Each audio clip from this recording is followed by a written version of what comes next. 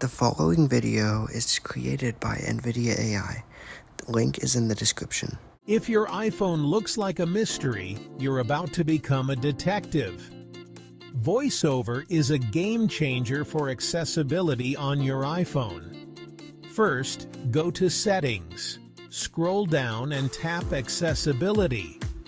Now select VoiceOver and toggle it on.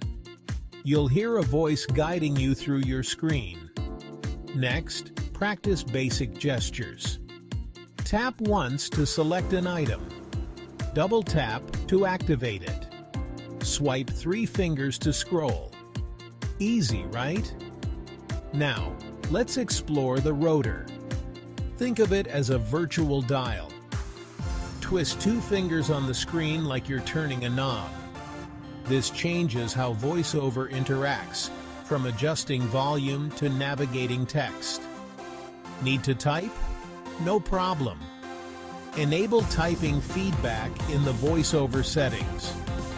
Now, every letter you type will be read aloud.